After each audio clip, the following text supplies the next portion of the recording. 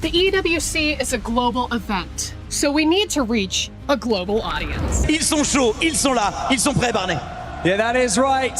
And so, with that being said, With Paris hosting, we're bringing the broadcast in multiple languages, including mime. Mime. People are being taken down. There's an Elam everywhere. Okay, he's down. He's down. He's knocked. Eliminated. Eliminated. Oh, that's a melee weapon. Oh, that is not going to heal in the more. What is? Okay, he has a grenade. And that's a team wipe. That's a team wipe. It's a team wipe. What are we doing? What is happening here? What are we doing? We have to meet the fans where they are and relate to them in ways that they understand. Okay, another one down, another one knocked, and he's been hit. Wait, is he okay?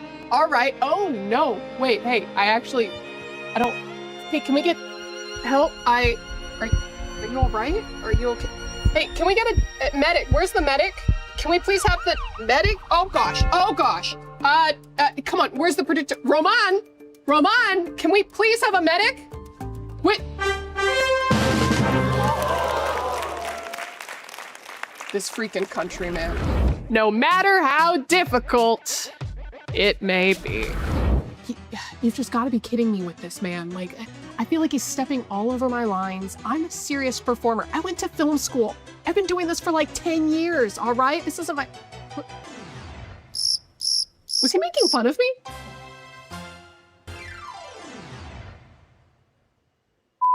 And with the finals coming to a close on the STC Arena stage, we are finally going to see some of these points and what the implication means for the club championship rankings. Therefore, oh, okay, I'm sorry, am I boring you? I'm boring you? Speaking of boring, you wear the same clothes every single day, okay? Please be perfect. Yo, you know what? Two could play at this game.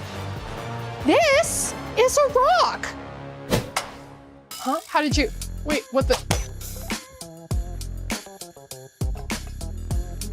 I don't want to be here anymore. No. I'm not interrupting you. You're interrupting me. Yeah, you're stepping all over all of my lines. I need to get this information out. This is what the people want to hear. This is what they need to know about. What are you doing? Oh yeah, real mature. Go ahead, build your wall like you always do. No, seriously, you think that you're going to be invited back? That you're ever going to be hired in esports again? Are you kidding me? It's so unprofessional. I'm done with this. I can't do. Actually, you know what I think? Oh God.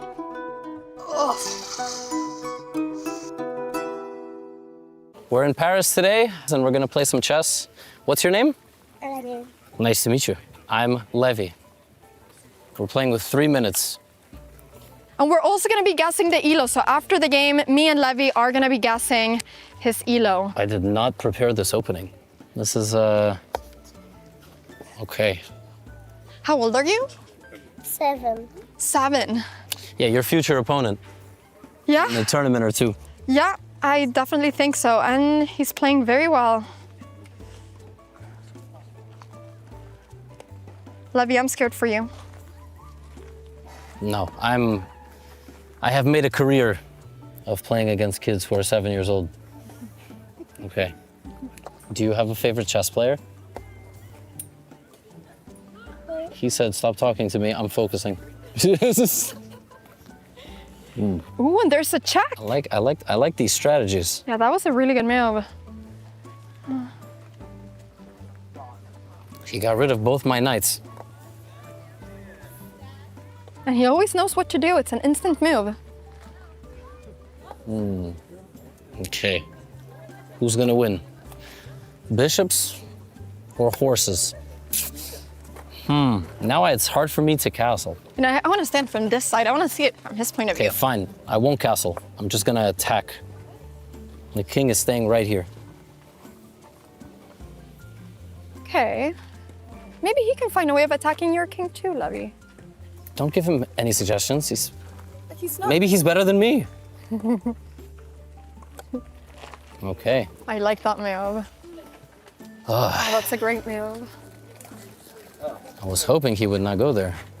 Okay. We have to think. How do we go from here? Let's go here.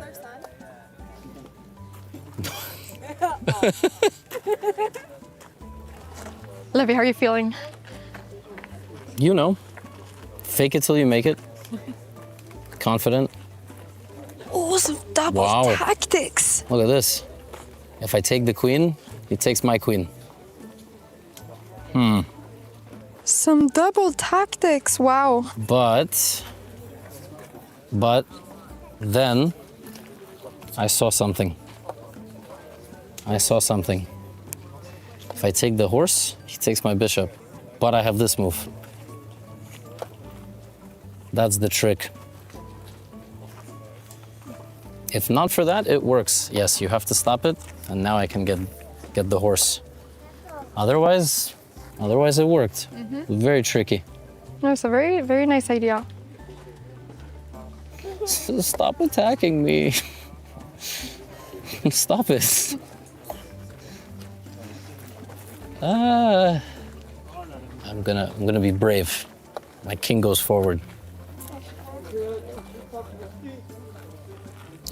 Be careful. Be careful. My bishop is super strong. It's the strongest bishop I've ever seen, I think. Okay, now we go with my pawn. Attacking on the other side? Also keep going. But his king is there. There's nothing. My king is gone. So there's a saying in chess, when someone attacks on one side, you attack on the other, right? Is that a saying? I think it is. I just learned something. You don't say that to your students, Levy. I'm just pushing. Unfortunately, there is no plan after. Oh, wait a second. Yes, there is. I have this move. If that move, I have this move. And I think, unfortunately, the king is stuck. This was a very strong bishop. He saved me.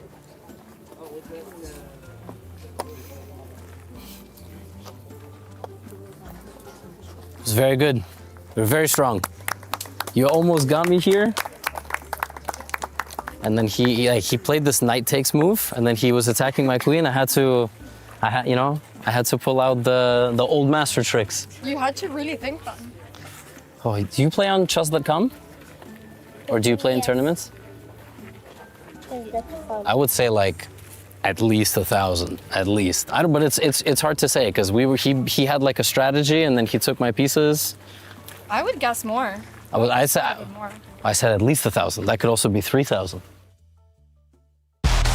Chess returns to the Esports World Cup, and this time the road to the trophy starts before the group stage even begins. 16 players will battle for the title in Paris, where reigning champion Magnus Carlsen returns to defend his crown against the very best in the world. Every game is played with 10 minutes and no increments. Every second counts, and if a match ends level, an Armageddon decider will determine who moves on. But first, 8 players enter the play-ins. Every match is played over 2 games, and only 2 players will survive to complete the final field. They will join 14 players who have already qualified through the Speed Chess Championship and the Champions Chess Tour leaderboard, including defending champion Magnus Carlsen. Then comes the group stage. The 16 players will be split into 2 groups of 8, each competing in a double elimination bracket. Every match consists of 2 games, where every move can change the course of the tournament. Only the top 4 players from each group will reach the playoffs. From there is no second chance. The quarterfinals are played over 4 games per match. The semifinals raise the pressure with 6 games per match. And in the grand final, the 2 remaining players will fight for the title in a best-of-3 sets showdown. Get ready for a chess spectacle in the City of Love, where speed, nerve, and absolute determination will decide who rises to the top. The Masters at the beginning of this week, I told you, I'm gonna get you up there to Big Hollywood Raw TV level. Magnus Carlsen, Hikaru, and all of that, right? Now, I believe you are ready. It's finals day. It's time for your ultimate test. So you've trained me hard, I've trained hard, I'm ready to play against you, Ron. Play against me? Yeah. Oh, no, my brother. You are going up against a grandmaster, one of the 16 top players to qualify for the Esports World Cup, Benjamin Borg. Let's go, big. I'm not ready for that, Ron. What are you talking about? You learn from me and you think you can't beat a grandmaster? You better I believe in win my with coach. ease. Good game. I don't appreciate shaking hands and all that either. Come on. control the center. Okay, you remember the lessons. Yeah. Develop the knights. This one. Yeah. Yes. Develop the knights. Good defense. What's next? Develop the knight and control the center at the Okay, same time. great move. I learned. Great move. Checkmate. Checkmate. Horrible move.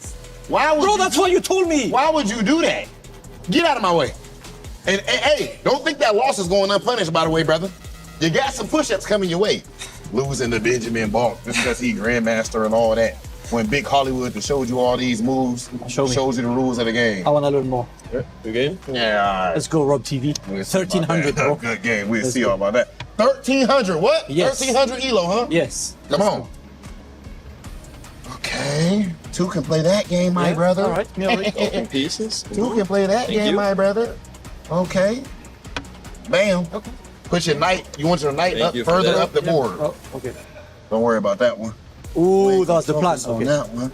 This the queen, the strongest piece in chess. Okay. Okay. Yeah. This is the strongest piece in the game. Thank you. Yeah, but that's what Mike told us, right? Sometimes you have to play into his. Exactly. That's exactly what I'm trying to do. That's called a sacrifice, and I knew that the queen would get his attention. Okay. You know what I mean? Occupy the center. All right. Now you know there's something called a forcing move. You heard of a forcing move? I know you have. Okay. Oh, that's what I know Nemo you- told us. Yes. Come on. Okay. Remember? Thank you. Samad, this is a big test for you. What's this called? This is castle. Let's go, Rob. You Let's don't go. know nothing about that. Let's go. Yeah, You don't know nothing about He's never that. seen that before. Okay. He's attacking my rook. Yeah. When we're moving Yeah. to safety. Yeah. Okay. We're moving to Check. safety, controlling the center. Get my king to safety. Can't play there. We're gonna play king h8. We'll play king h8. Checkmate. 50 push-ups. You're gonna get on that floor right Bro, now. what? I thought you were What do good you for an mean entire 50 week. I've heard you. push-ups, bro? Listen to you. Get down now. Get down now. Let's go. Control the center. PP on the PP, Rob. It's finals day. Pass pawn, Rob. Pass pawn. I'm never listening to this guy again, man.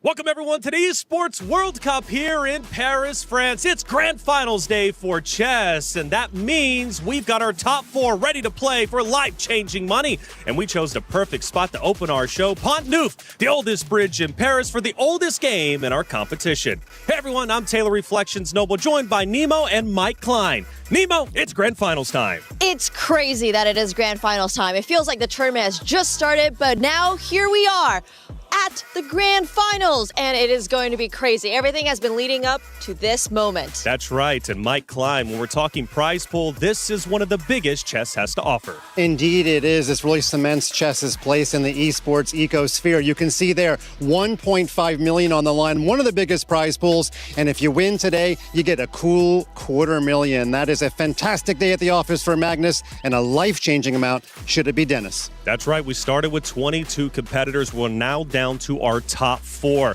but only one can lift the trophy. Only one can be champion. But we've had a lot of action leading up into this point, and we need to recap all that happened yesterday with Jovanka and Tanya.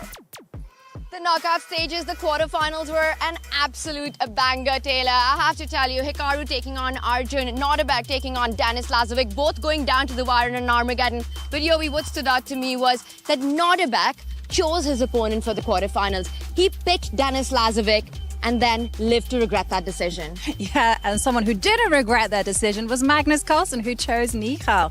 And he just wiped the floor there, winning 2.5-half. And someone else who also made it through effortlessly was Alireza Firouzja. That was the quarterfinals, but the semifinals is where things got a little bit tense. It was all eyes on our two matches right there. Now, it started with Hikaru versus Denis, and I think few would have predicted Denis to do exactly what he did.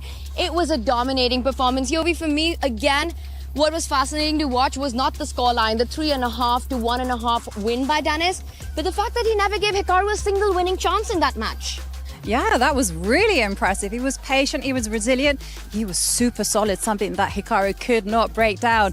But someone who did break down was Magnus Carlsen. He figured out a winning formula against Ali Reza, and that was just to put the pressure on the clock. You know, as they say, the strongest player on the planet, Magnus Carlsen. The second strongest player, and out of form Magnus Carlsen, a 4-1 victory against Ali Reza. And today, in the finals, it's Magnus Carlsen taking on Denis Lazovic. Scrolling is cringe. Chess is fun. Get all the dopamine of looking at your screen and none of the guilt when you're improving your mind with chess. Want to improve at your own pace? Take a few seconds to complete a puzzle and learn something new. Don't be cringe. Play chess. There's something for everyone at chess.com. Learn, play, and have fun.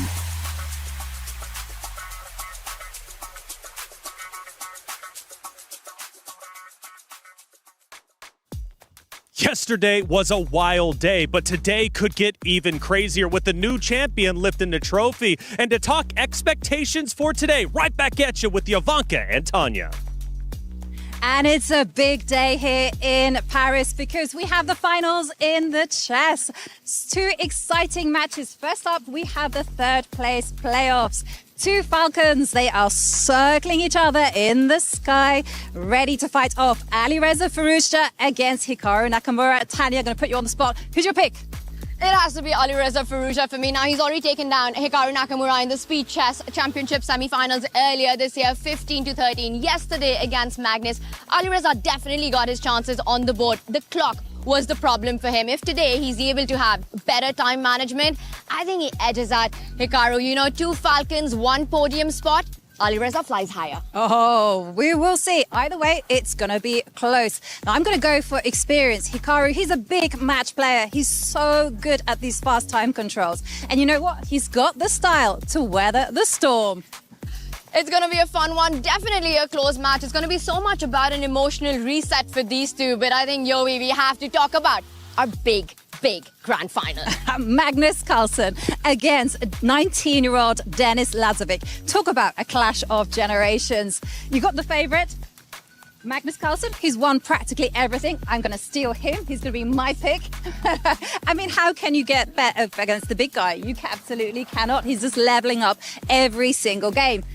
It's hard to bet against Magnus. I completely get that pick. But you know what, Yovi? I'll take the underdog in this one. Denis Lazovic. I have to say, how impressive has he been in this event? He's taken down Jan Nepomniachtchi, Nordirbek Abdusattorov, beats Hikaru Nakamura, the legend of speed chess right there. He's been a giant slayer getting in that semi-finals. What a performance, a dominating performance that was by Denis.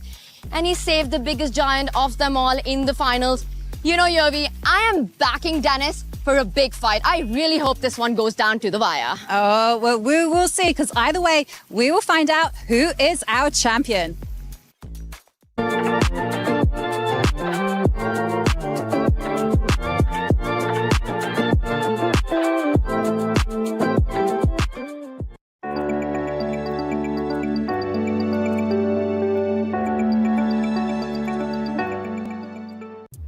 Thank you, Jovanka and Tanya, for your expectations of the day. They're pretty sound, I must say. We've got grand finals, of course, happening today. One will lift the trophy. Will it be Magnus Carlsen? Will it be Denis Lazovic? But before we get to that point, we've got to talk third and fourth. That's right. Hikaru Nakamura and Ali Reza Firouzja will play that third place match. Now, remember back in 2025, it was actually Nakamura helping prepare Ali Reza, but this time they both have to be bystanders for that match. Now, of course, the trick after you lose in the semifinals is getting the energy, resting and recovering, and still getting hyped for this match. Still a lot of money on the line. I'm sure they'll bring their best game.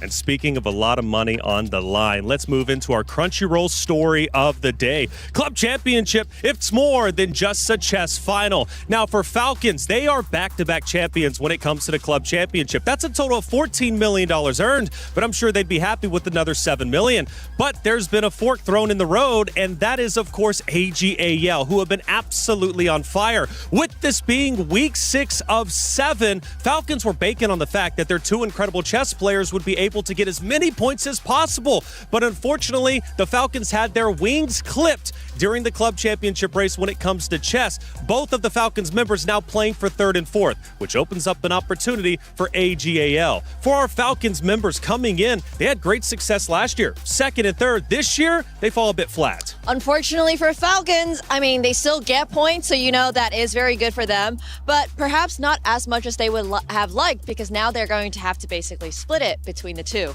Yeah, just to give you an idea of how many points they left on the table, had both Nakamura and Ali Reza won yesterday, they would have gotten 1,750. As it stands, they drop about 1,000 points lower by both of the Falcons playing in that third place match. And of course, for Team Liquid, they started the week on 0 points, but they've made a big recovery in Rainbow Six and in chess, and Magnus is looking to get them very close to the top 10 should he be able to win the grand final today. And just to dive a little bit deeper into how miraculous that is, again, starting at 0 points, like you said, which is absolutely nuts. They weren't even eligible for club championship, at least the money, right? Which I believe is a minimum of like $100,000.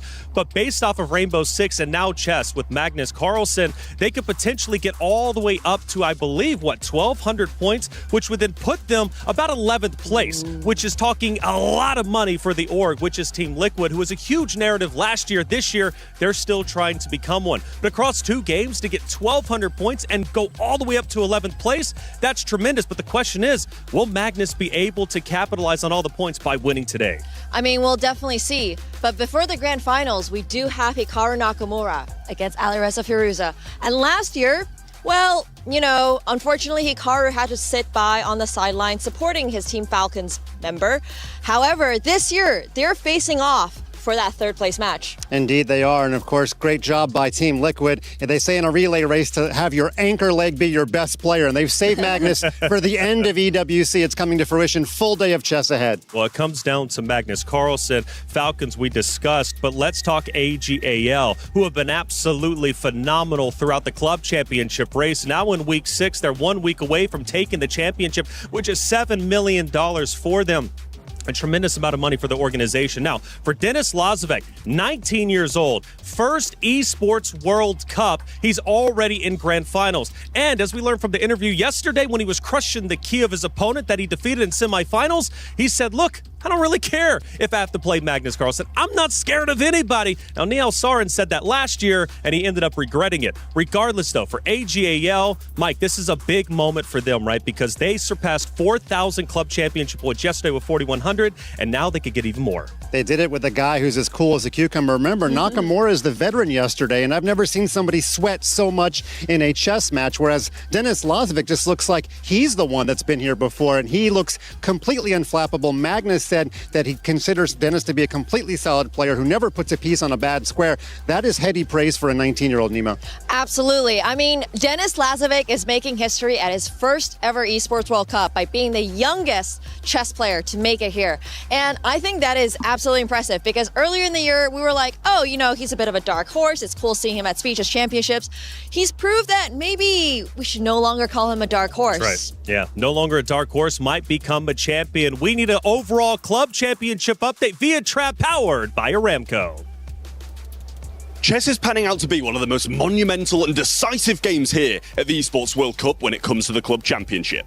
Both Hikaru Nakamura and Alireza Firuza lost their semi-final games yesterday and dropped to the third-fourth playoff. This pretty much guarantees Team Falcons the 500 points, as both of those players are representing them. More big news for Team Falcons, though, as they face off against their hometown rivals in Twisted Minds over in Rocket League today. That needs to be a big victory if they want to stay on the heels of AGL in the club championship race. The same goes for Vitality, as they're only left in Rocket League this week, which means they need a big win there if they really want to get back on their horse and get going when it comes to that club championship race. Looking back at chess, though, and in the grand finals, it's Denis Lazovic for AGL versus Team Liquid's Magnus Carlsen.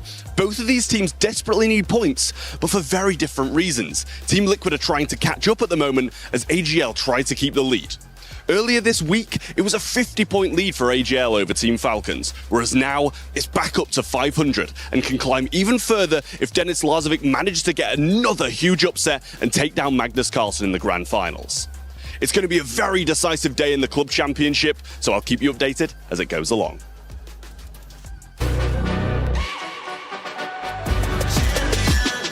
This ain't no regular thing. dimming the lights. Better get right, I'm champion.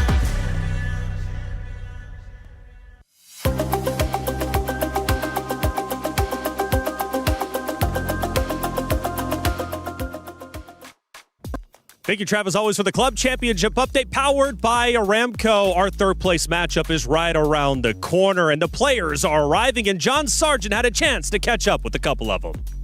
I thought I was finding Hikaru. Hikaru found me. Hikaru, how'd you sleep last night? Everything looking good? Yeah, I got sleep. I haven't slept well the whole week, but I feel as good as I'm going to feel, so just looking forward to the match today. And look, Falcons are going to get 3rd and 4th, but there's a fair chunk of prize money on the line for a 6-game match here. How are you feeling against Alireza? I feel pretty good. I mean, I think we'll just have fun and see how it goes. I don't think either of us are particularly thrilled with the situation we're in. But, you know, again, at least we're getting 500 points for the club, so it'll just be enjoyable. Kind of like England against France if I had to pick something. We're going to polarize the match real good now. No, but that was a fun match. I mean, neither side played defense. There were a lot of goals that you wouldn't have seen in a serious match. So I have a feeling today will be a little bit like that and more of an exhibition. Very true. And against a teammate, obviously you have maybe a little bit of prep with him as well. Does that change things at all?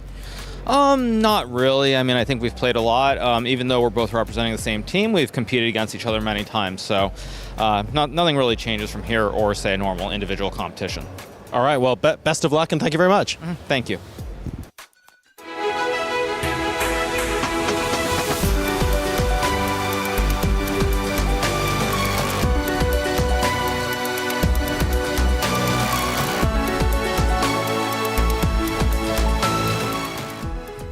Thank you, John, as always, for catching up with the players. And now it's about time to start a discussion about the match going on stage. It's going to be 3rd and 4th. It's once teammates supporting each other last year, now forced to be rivals this year. Hikaru Nakamura playing against Alireza Firouzja for 3rd and 4th. Yeah, Alireza really needs to speed up his game as compared to yesterday. He was behind on the clock all day against Magnus Carlsen. And for Hikaru Nakamura, he didn't get a chance to show any conversion technique yesterday. I can't remember a single position where he was better against Dennis. And also, Hikaru needs to show a little bit more energy. The last time he played a 3rd place match in London, he came out really flat against Dennis. He's going to need to find some motivation. Nima, what are your thoughts on that match? What I'm really worried about for Hikaru is the fact that he said he is not going to prepare. Those were his words. Well, maybe not exactly that, but paraphrased.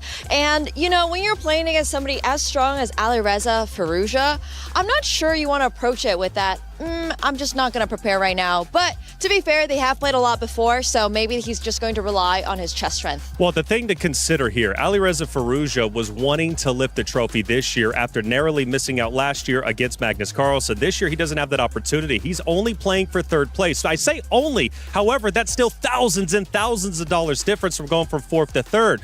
Is he going to have the motivation he had last year in grand finals in this matchup now playing for 3rd? You know, Alireza has a history of very strange preparation for matches. He's a local Parisian guy, and sometimes he actually stays up into the night in the middle of an important tournament playing some bullets. So somebody check Alireza's account. Let's see if his preparation was public on chess.com yesterday. I think either way, you know, they are going to be Team Falcons members playing against each other. I'm sure Team Falcons will take the points that they are able to get from this match. But for the two players that are going to be on the 3rd place match today, it is going to be fun. I mean, they're both really exciting players. We love seeing both Hikaru Nakamura and Alireza Firouzja play. They're both relatively aggressive.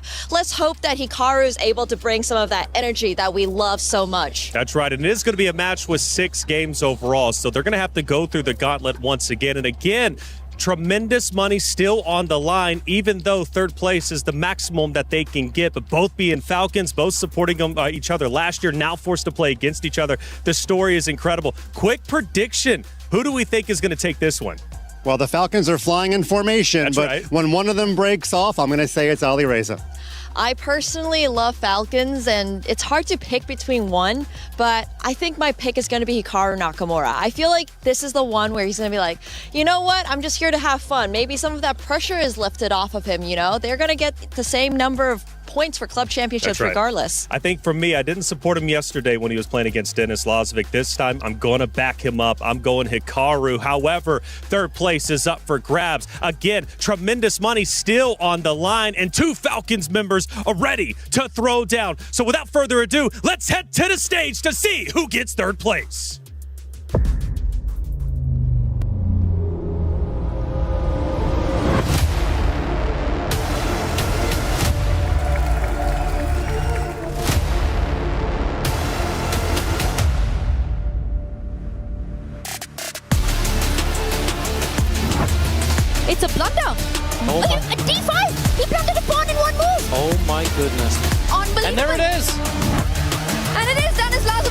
through to the finals. What a finish with a game to spare. Denis Lazovic takes down Hikaru Nakamura. Does go into that trade. Magnus's Knight is coming in with a check. Who's attacking who? It looks like it's White that's going to get to the Black King. Yeah. Gives a check. The Queen's coming in. Queen of Fate is like, it's made basically. Checkmate in one. Yep, Is it and there? That's it. Magnus Carlsen goes through. It will be Team Liquid in the finals.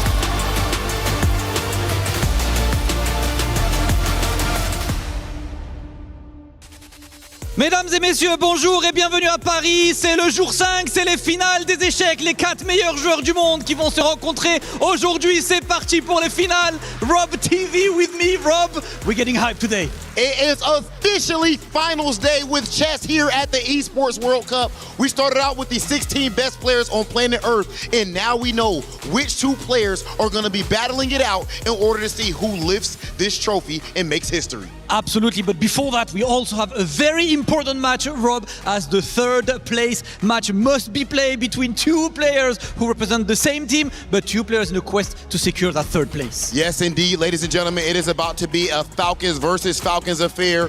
Please put your hands together for the legend, Hikaru Nakamura!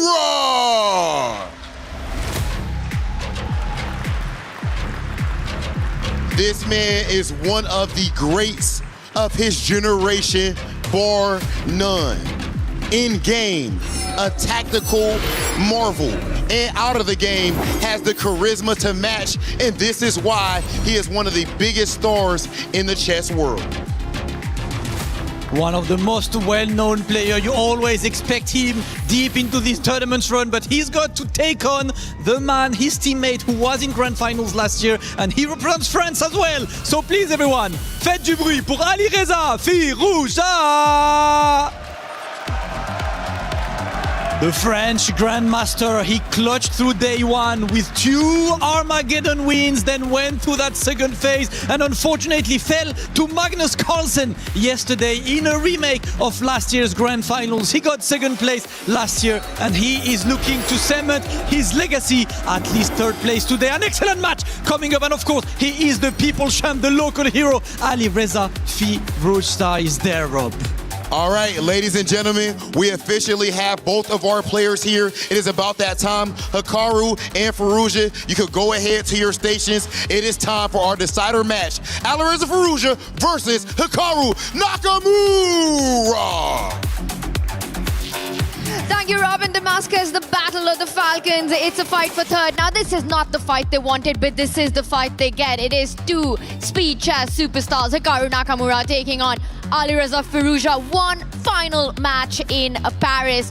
I'm Tanya Sachdev, and one final time with me on the caster's desk is none other, the one and only Levi Rosman. I have to ask you, Levi, what's the Gotham assessment on this one?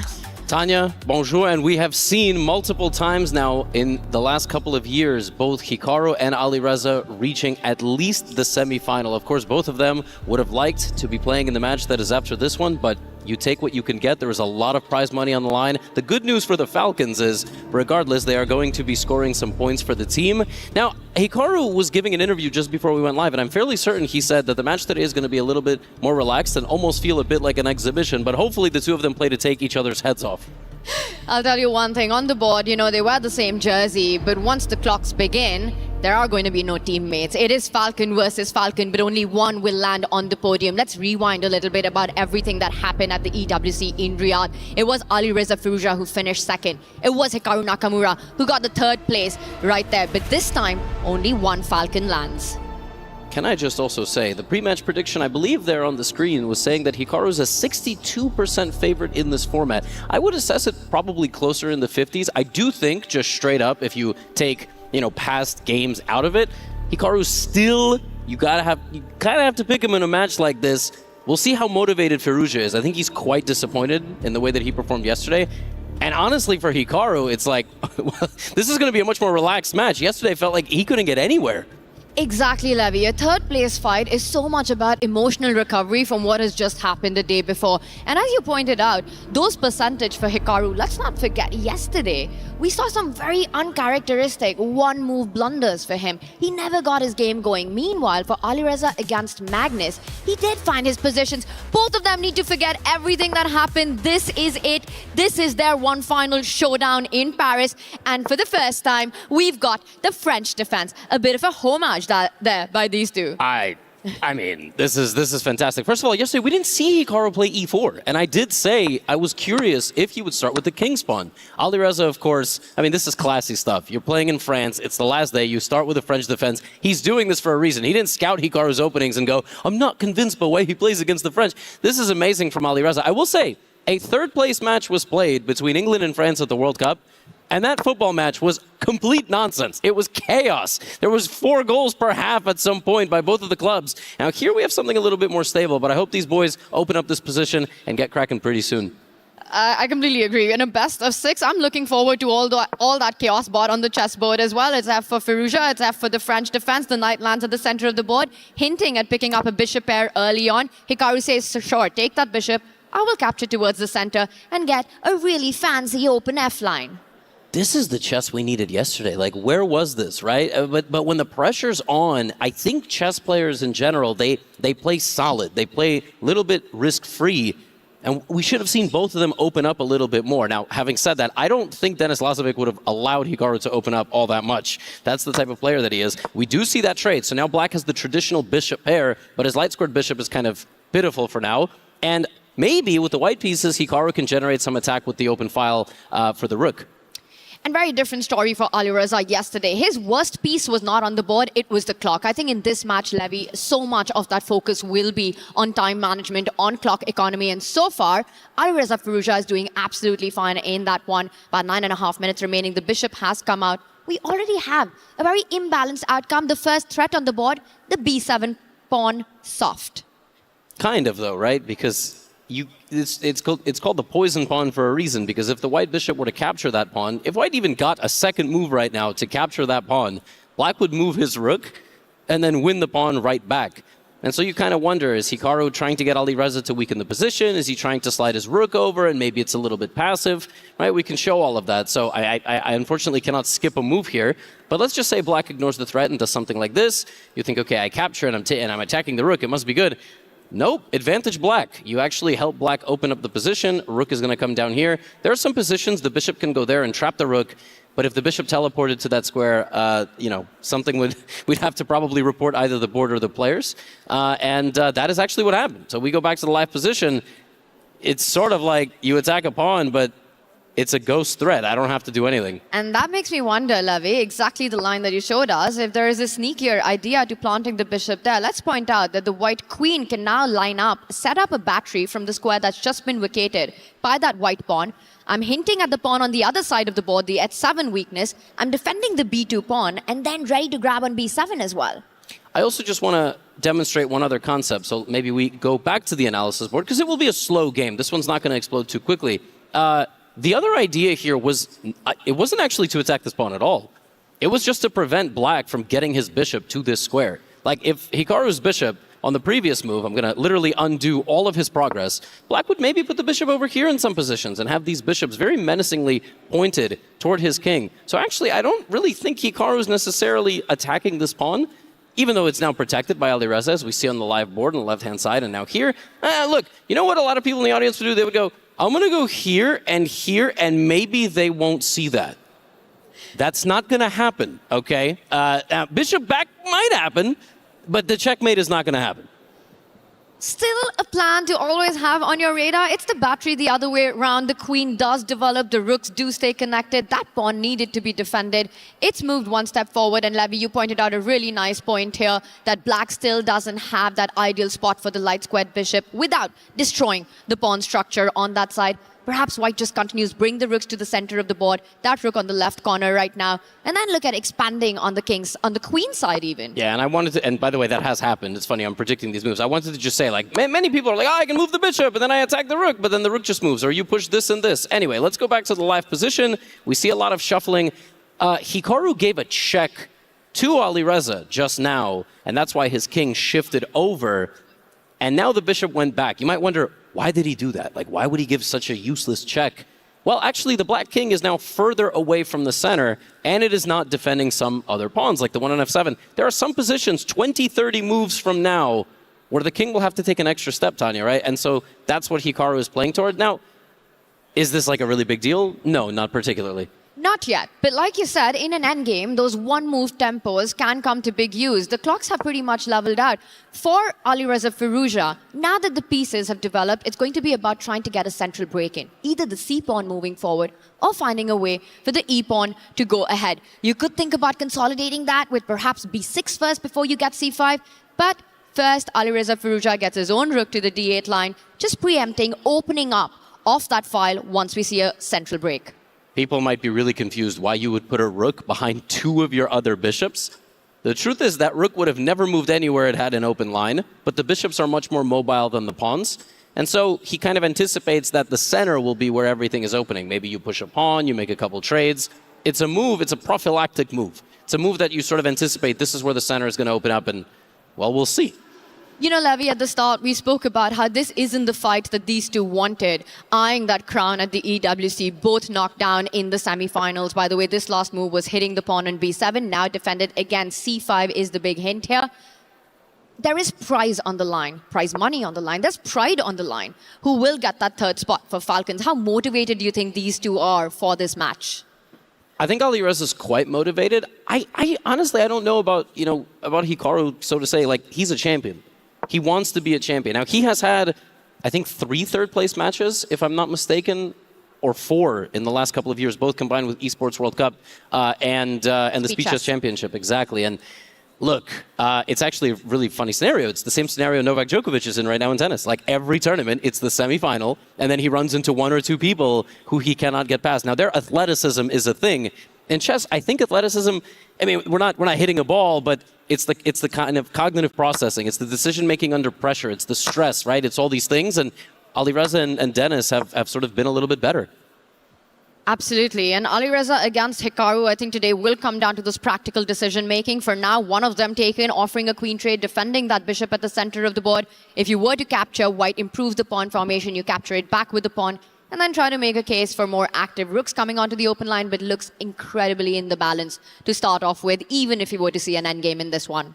So far, we see Alireza there with 98% precision. Hikaru as well. I love how just he gets zeros across the board. No blunder, no mistake, no great move, no brilliancy, just moving pieces onto squares, and the game is sort of progressing. Actually, this one's kind of going nowhere. It was very imbalanced to start, but sometimes in these positions, you have a knight for bishop situation, and if the board doesn't open up, you get what we have here, which is complete and total symmetry. We see g6 played from Alireza. He's going to bring the king to the center of the board. In these endgames, you have to demonstrate some patience, but the nice thing for black right now is nothing in his position is weak.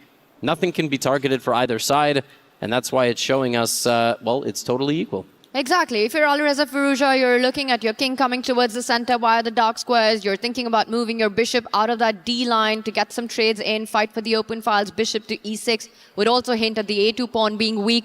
Meanwhile, for white as well, he does start with the retreat, eyeing a rook sliding over to that open e line. Alireza hitting the a2 pawn right now, but everything just defended. And with no clear targets, makes a lot of sense. You're finding a rhythm in a long best-of-6 match. You start slow and start accurate. Both guys have now traded the rooks. This one might be over, first of all, now. I wouldn't be surprised if Hikaru just offered a draw, but it's going to probably happen in just a couple of moves. Or they'll play this out, because they really, really, really love bishop endgames. But this would be even more of a draw if the bishops were on opposite colors, because then the bishops would never be interacting. So you would put the pawns on the opposite square of the bishop, and it would be a draw. Now, there are ways to lose same-color bishop endgames. I would be incredibly impressed if one of them lost this. You'd need a mouse slip for that at this point. I think this is the repetition moment. The bishop's just shuffling around, and right there we see the first game ends peacefully between the two Falcons going into game 2. It will be Alireza Firouzja taking on the white pieces.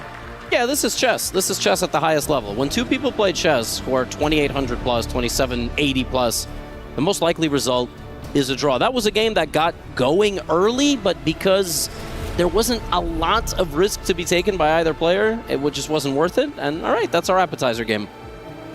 appetizers, and these two have had many of those coming in this year. Let's remind everyone of everything that happened earlier in the Speed Chess Championship. A fantastic semi-finals battle that was as well between Hikaru and Alireza Firouzja. It was Hikaru leading that match until the very final 5 minutes of that battle, and then Alireza turned it around to take a 15-13 win and dropping Hikaru down, knocking him out of that semi-final. A bit of a grudge match here as well for Nakamura.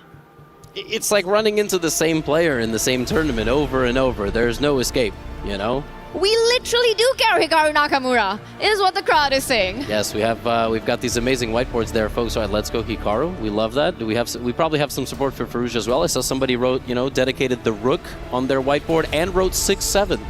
A double whammy. Don't do it. Don't do it. You're going to get the chat all riled up with that. I saw an Instagram reel yesterday of people riding a boat on the Seine and doing the 6-7 gesture to people walking, and they were connecting through it. So it's you're not only doing it, you're doubling down on it now, Levy. Tanya, we're too old, but it's going strong, all right? It's going strong. We have a 1 in our birth year, all right? Not a 2 at the beginning, so it's, we don't quite get it, but...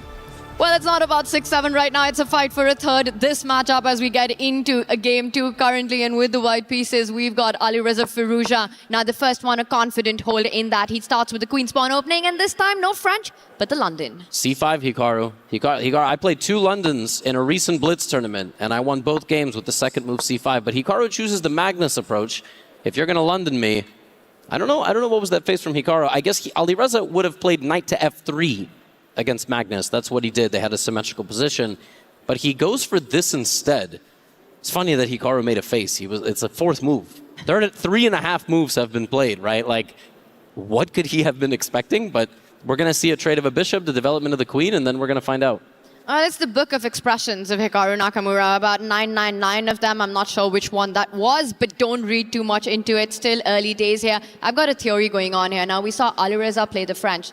Then he moves on to the London. Do you think he's doing a bit of a world tour on his final day in Paris right now? We're going to see the Italian, maybe the Spanish next? Yeah, why not? I'm really flabbergasted. Like, what? And by the way, I don't know if his heart rate monitor is correct. It was started at 130, it went down to 90, it went to 114, now it's at 108. Hikaru's is just rapidly dropping. He's super chill and relaxed. But what is he thinking about here on the 4th move? He doesn't want to take this bishop? Okay, he does. Pawn takes. Interesting. This is a strange move. You control more of the center. You voluntarily double your pawns, but why would you do this? And maybe that's what took Hikaru by surprise, Alireza's offer of the bishop trade early on, which does give black the ability now to push that e-pawn eventually and maybe get rid of that second pair of bishops as well off the board. You want to land your bishop on d6 if you're Hikaru Nakamura. First, he consolidates with the other pawn. This is already imbalanced with what Alireza has done with his pawn formation at the center. Expecting him to develop, but this is surprising, right? He walks into this, goes pawn takes bishop, voluntarily creates this formation, and now goes into a think. He might be considering something like pawn to h4, or like, something a little bit more aggressive. There are some variations where you can just start a kingside pawn attack. You can play like knight to e2. You don't have to always go knight f3. Like, of course, you ask a beginner here, play a few moves. Knight out, short castle, etc., push in the middle. But you can maybe just play it very crazy. There's a guy named Arjun Erigaisi who was here, and he was also a Final Four finisher last year, and he just loves to push his h-pawn in every possible London. And Arjun Erigaisi's road in Paris was ended by Hikaru Nakamura right here. Now, e6 is on the board looking at that bishop development. Is Alireza going to simply continue taking out his knight, getting his king to safety? Will he go wild with Levy's h4 at some point? Or will he bring out the queen to attack b7? He takes the more cautious approach. If this was the bullet championship, maybe you throw in a h and g pawn push, but it's only the second game of the 3rd place match. You're a little bit worried something could go wrong. White's moves are very easy. White has to castle. White has to bring the rook on the left side to the c file, because that's the file you tried to open. And then you try to push your a and b pawns, go to the black queen side. Maybe you jump in your king's knight further into the middle with knight e5.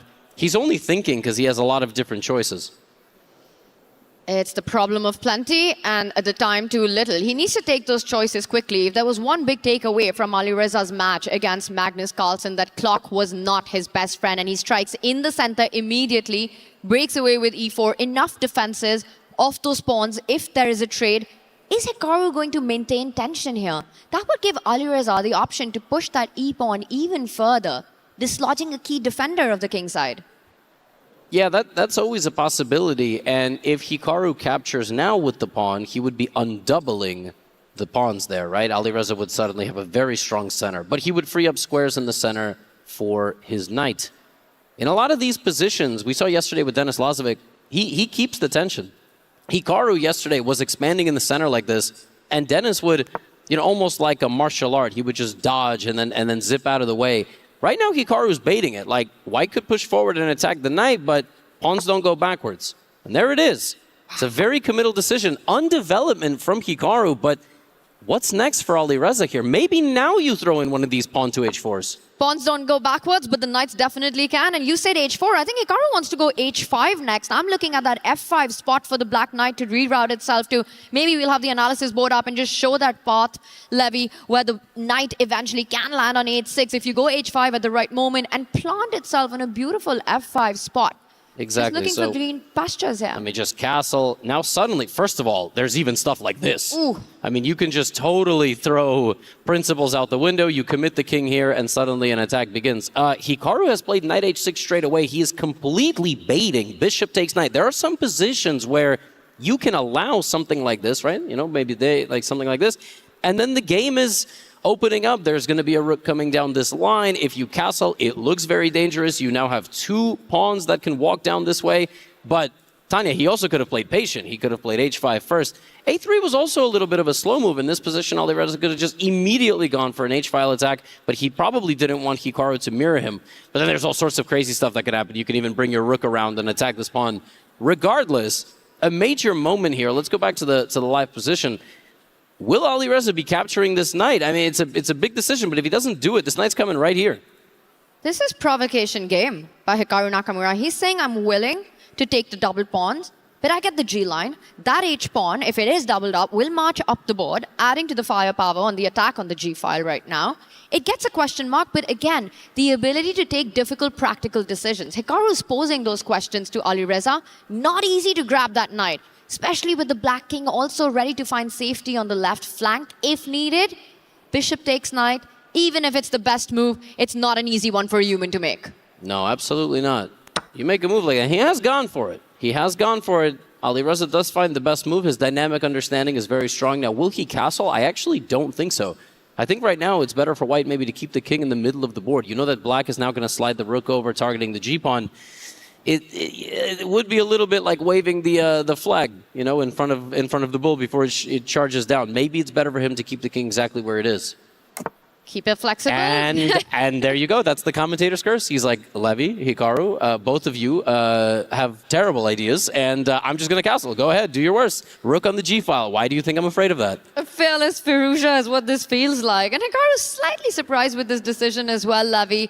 He is wondering now, is it time already to put that rook on the g-file, or maybe march up the board with that h-pawn first? He knows that eventually there is a potential of a hook on the g3 square when the white pawn lands there.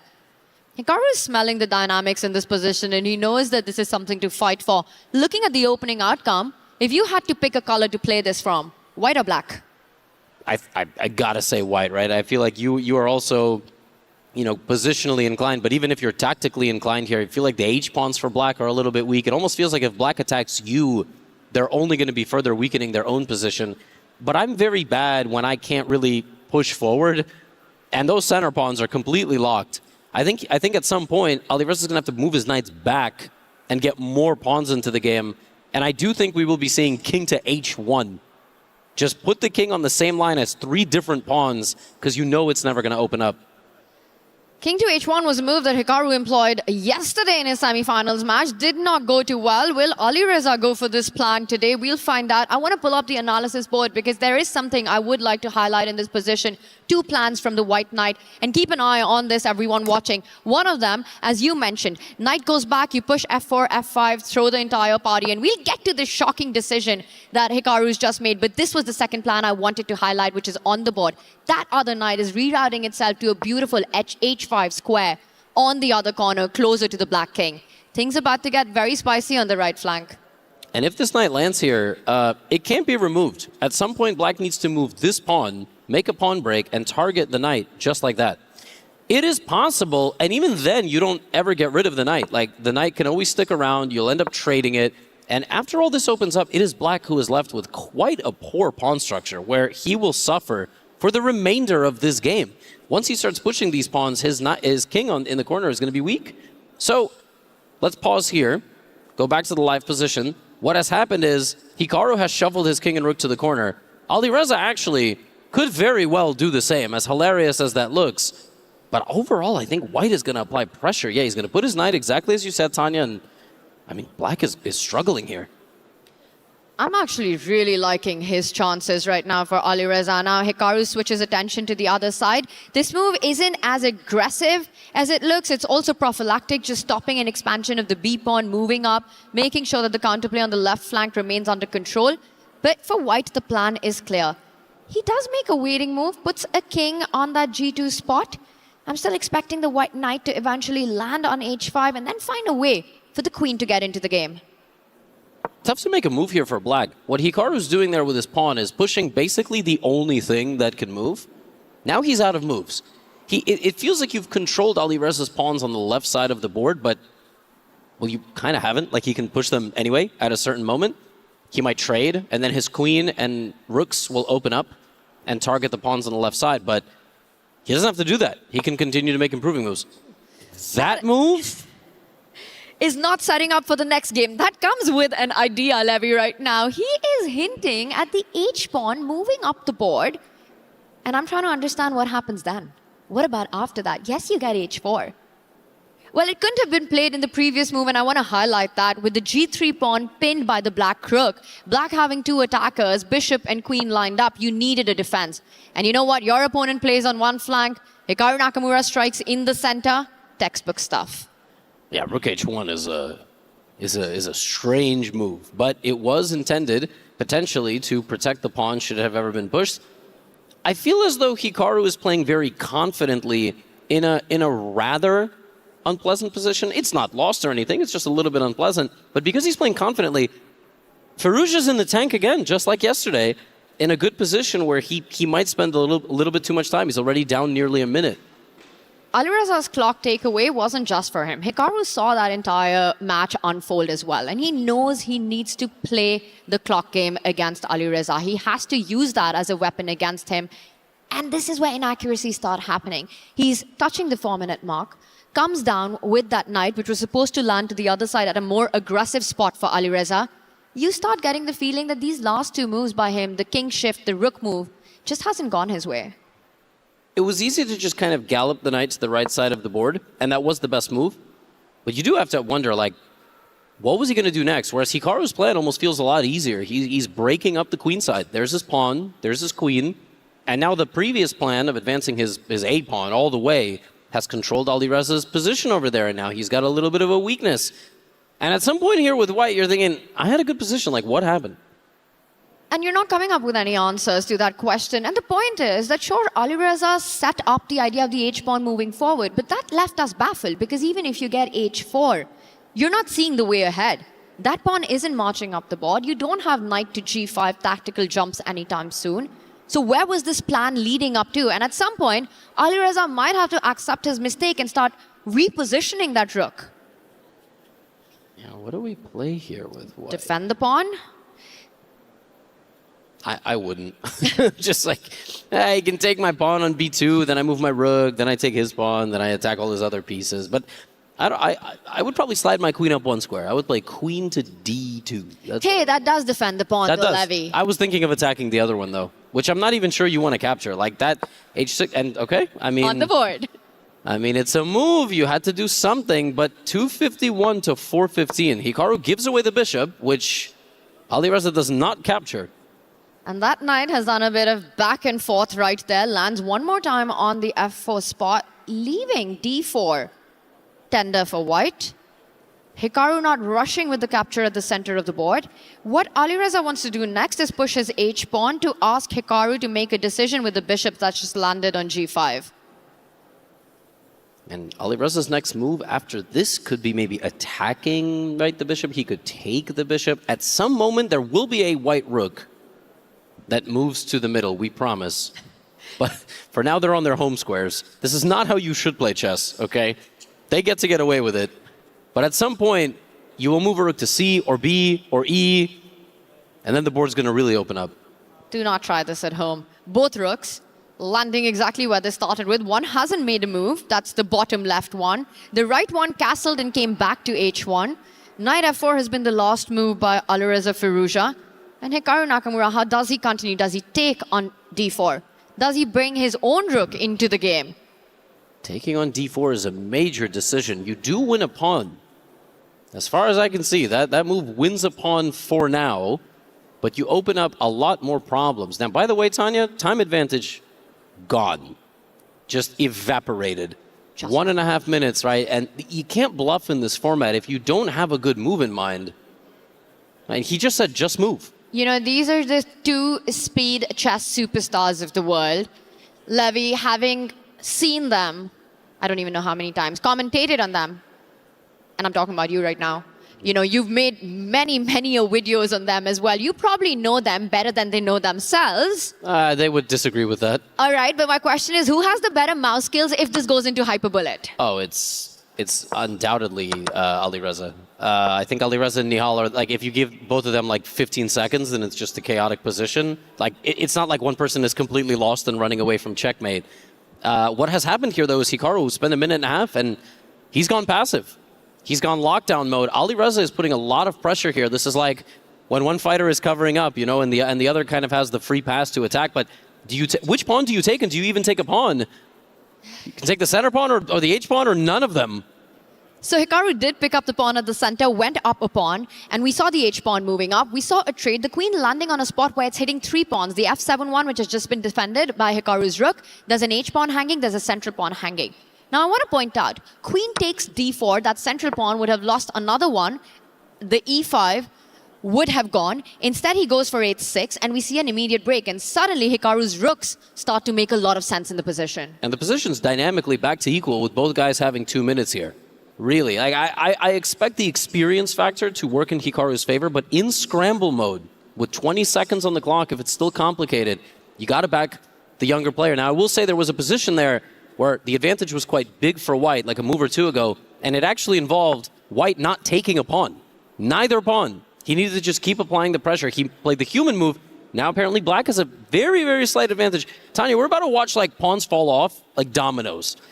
We're about to watch the pawns fall off and potentially a king fall off as well. There are attacks in the making here. You know, you could take that F6 pawn. I am eyeing the white knight jumping onto G5 with H7 being something you need to watch out for if you are Hikaru Nakamura right now, who's touching the 1-minute 50-second mark after this last move. Alireza hinting at the opening up of the E line with E6 as a clear target. I could not stress this enough. This is absolutely 50-50. 1.5 minutes each. Queens, rooks, a horse, and a bunch of pawns with kings hiding away in the corner because they're terrified. This is anybody's game. You can run, you can't hide, because the attack is coming regardless, Levy, in this position right now. And you can feel the tension on Hikaru. He goes below the 1-minute 30-second mark. He's willing himself to make a move right now. No easy decisions. Queen takes pawn, is hanging, which would also eyeball the F2 pawn. But that just is a very gutsy move to make. Apart from other things, you're relying the white rook to the 7th rank, and Hikaru's like, make a move, man. This is typical. And this is the last couple of years. He's now gone under a minute, and he has grabbed the pawn. Honestly, he needed to will himself into this decision, because now the queen feels offside, confirmed by VAR. If you play pawn takes pawn here with white, the rook is open, the knight jumps in. You feel like you're getting checkmated, but you're not. What Hikaru is relying on after pawn takes pawn is to capture it with the rook, hit the white queen, defend the pawn. Right now it's 7 versus 6. Hikaru is up a pawn. The A3 pawn is hanging as well. Where is Alireza finding his counterplay, his initiative against the black And king? let's not forget, I think the reason he spent time is because of that move. It's because of that move, and now rook takes pawn, attacking the knight, threatening mate. The queen zips in for Hikaru. Now if pawn takes pawn is played in the middle of the board, plays knight takes pawn. And that's a massive blunder by Hikaru. He misses that opportunity right now, and there have to be tactics. That bar indicates that there is a knockout move in this position, Levy. And he sacrifices the rook! He's doing it! He's doing the thing! We got the rook in! Oh my goodness, if King takes rook, rook check, and Hikaru just with the eyebrows there, it's over. This is a knockout punch. The queen and rook swarm, Alireza completely missed this, and he resigns. That is game over, and it had to be a rook sacrifice with Levy on the call right there. Gets a brilliancy in. A king takes rook would have ended in a checkmate with the other rook joining the party. And just like that, Hikaru Nakamura takes the lead. I mean, you can't script this any better. It's not scripted for what it's worth. What a moment there. You could see that Hikaru was sensing those tactics along the second rank.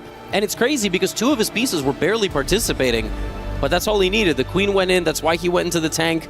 Went down 30 seconds on the clock, but that almost baited Alireza a little bit into playing a knight attack. Hey, this is chess. I mean, you have to find resources for yourself, but a major part of the game is also spotting them for the opponent. And a rook sacrifice out of the blue that just ends the game wasn't there. By the way, remember yesterday, the first Hikaru-Dennis game, they both overlooked just like a one-move win with knight jumping in and then the queen infiltration. Like, it happens. But if one person spots it, that person is likely going to win. And that's what the clock does to you as well. Everything under control was Alireza Firouzja, and then a one-move blunder, and Hikaru's super sharp to seize that moment. They go into their game 3, and right before halftime, the big question, Alireza with the black pieces, will he be able to equalize the score?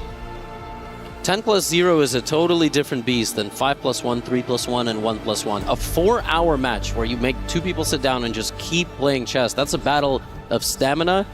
And this is very different. Every 10-minute game feels very fresh. And if you're not sharp to kick off the day, if you're not in good spirits, good mood, good flow, I mean, all of a sudden you have 3 minutes and you're blundering games away in one move, and that's how it goes. And this time it's no French by Alireza Firouzja. He goes for the Sicily. He is on a Europe tour. He is on a Europe tour. You said. You did. And there you go. He's in Sicily now. It is on the board right now. He's trying to get his own knight off going, trying to get a fight into this one.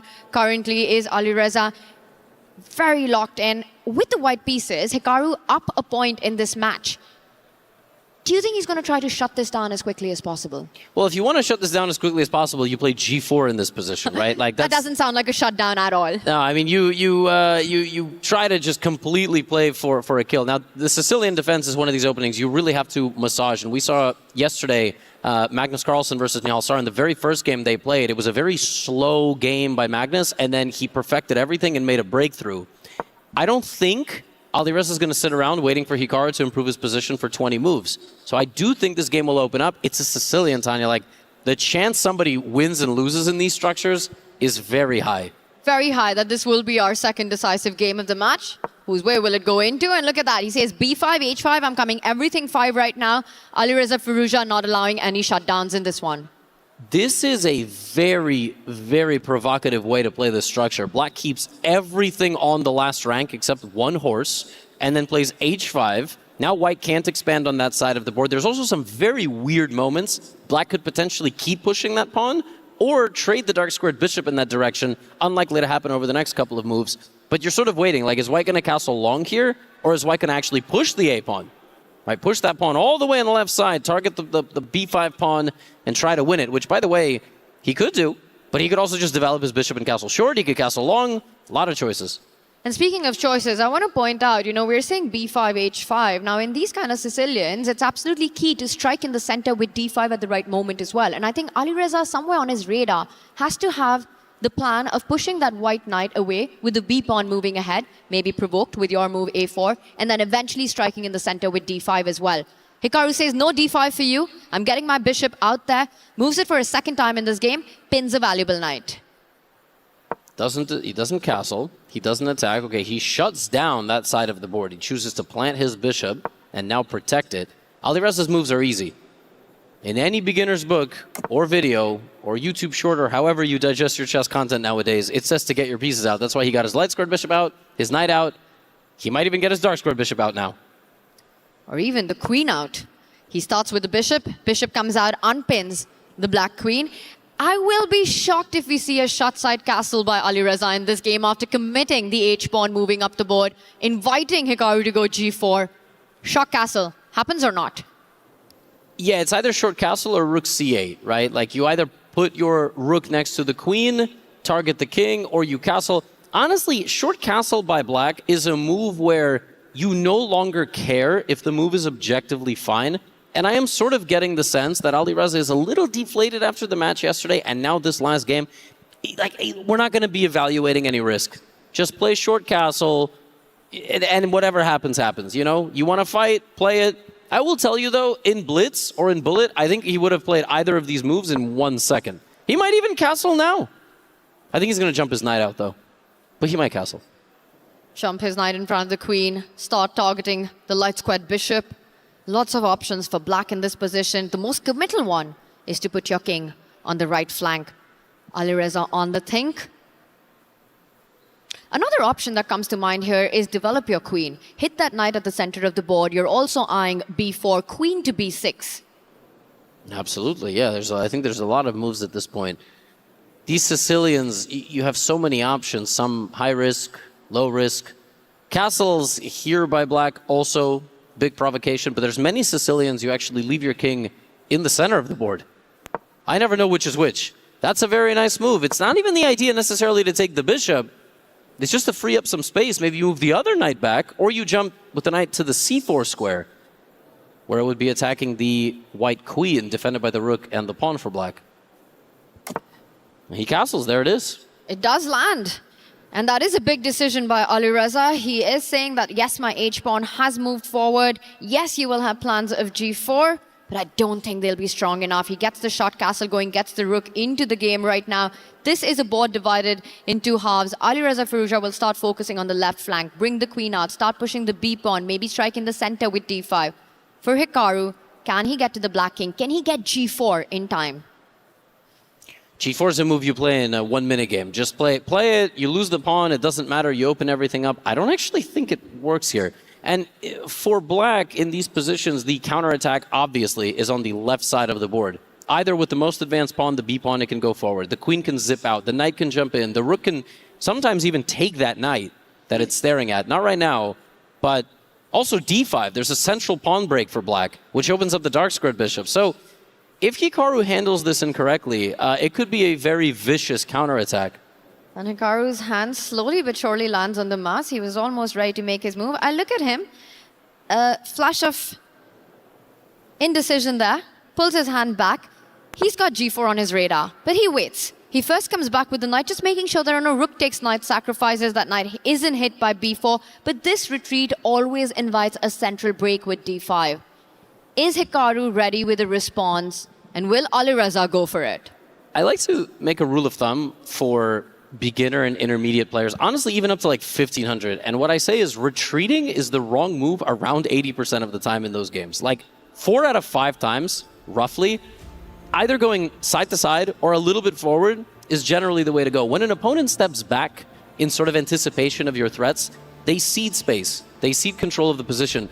So a central strike now, it's very obvious for Firouzja. He has to evaluate if it's good because he defends that square 4 times. Well, Hikaru's going back to go forward next, Levy. You know that h5 pawn we've been screaming about since the start of this game? That white knight wants to land on g3, not only consolidating the center, but creating threats like get rid of that defender on f6, target that h5 pawn. Hikaru just rerouting his pieces to the right flank. d5 arrives. And that's the thing about chess nowadays. It's objective. So when you're watching at home, it's not like we can discuss whether a shot on goal or some sort of move in a certain sport was correct. Like when you watch with the computer, it's like, oh, they're making mistakes. The computer says this and that. No, I mean, the game's opening up. Alireza strikes in the middle. Hikaru is rerouting his knight to capture a pawn that is just sort of left out to be captured in front of the king. Both guys have to play perfectly from here to justify any sort of evaluation. It's still very complicated. Hikaru is calculating, do I take that pawn or do I continue with my plan? Do I let him take me? He does take. How does Alireza take back now? With the bishop? Strikes me as better, but maybe with the knight. Whoa, knight takes d3 in between move. He goes for the other trade, gets rid of that bishop, gets awarded an exclamation mark. A good move right there. Takes it, the knight lands, and I think the idea was to control the f4 square as well, so the white knight can't jump there. Also pointing out the bishop and g5, soft. So Hikaru needs to take a decision on that side of the board. I think Alireza is just so good at dynamics. He's so good at understanding at which moment he needs to transform the position and in what way. And the queen sliding back to defend the g5 square. How does Alireza proceed here? Can't move any of his pawns. It feels like the moment where as black you're looking at piece improvement, get the queen out of the way, line up the rook against the white queen. I'm looking at ideas like this one and then rook to d8 to follow. That was the best move, yeah. Also, let's point out that the most natural move in the position is not only eyeing the c2 square, but also defending the white knight from getting to g3, attacking that h5 pawn. Yeah, queen c7 was actually a move that improves black's position and shuts down that knight that is standing there in the little piece cube Hikaru has. Queen 2 rooks on the knight on e2. With black's rook coming to d8, the only one that hasn't moved yet, there's some really big problems here that might brew for white. He might have to, yeah, it's time to trade. Alireza takes with the queen. It was actually maybe better to take with the knight, just leaving the middle. I don't get it, but he takes with the queen. His rook is going to come. I don't think we're going to get a checkmate anytime soon, but we are going to see some major piece changes here. It comes in with a threat on that h4 pawn right now, which Hikaru needs to take care of. And again, that is the h-pawn game. Both of them are weak right now, and Alireza first puts a pressure on that. Now, one big imbalance in the position is the bishop versus knight dynamic. And when there are pawns on both sides of the board, the bishop is usually a stronger piece against its counterpart. Any endgame, it will favor black. And I think that just gives you something more to play for if you're Alireza. Just long-term, a healthy pawn formation, a better bishop on the board. It's an open game, many diagonals to play for. Rook coming to d8, h4 under attack. Hikaru isn't feeling easy right now. No, absolutely not. 2 minutes down. He's not liking what's going on. Hikaru is deciding, do I protect that pawn on the right side or not? And he doesn't. And that actually was the best decision. Like, I don't know what he's thinking he's seeing or not thinking or realizing he saw but didn't see or saw now that he thought a little bit. That was a tongue twister. This position is a little bit better for black just simply because he has the bishop versus the knight. But visually, this looks very, very balanced to me. And perhaps this is a moment we just pull up our analysis board and investigate that a little bit, Levi, right there. Hikaru did leave a pawn hanging, but it had its own consequences that you'd have to handle. After queen takes pawn, Hikaru had ideas of his own. You trade, you line up your rook, you hit the black queen, and then suddenly you start feeling the queen cannot stay connected to the h5 pawn anymore. No, it's going to be at least lost, and then maybe you're even going to get checkmated, which is not going to happen. And after knight f4, okay, we have a drop back from the middle here. Black is going to go on some attacking possibilities, like with the rook and maybe something laterally over to the h4 area. Overall, the knight just isn't as mobile for an attack here as black's bishop just standing around. The knight has to actually physically put in work to do something. When it's a bishop versus knight and you're the side with the knight, you want a blocked position, you want a closed position, you want to kill your opponent's bishop and jump around, hop around with your knight. By the way, a huge threat on the board right now. Queen takes pawn. This is one where there are enough diagonals. The black bishop can land on that central d5 square, eyeing both sides of the board. But first, for Hikaru, how does he solve the problem of the c2 pawn? And when you have a knight versus a bishop on such an open board, there's no comfortable place for the knight. You'd love to go there, it's not possible. Maybe you consider knight here and then knight there, but then you're always worried about this. You could always go all the way back and then try to reposition here where you block everything, you stand very comfortably, but then it's very difficult to obviously move your pawns. Hikaru doesn't do that. He plays rook to f1, which stops this.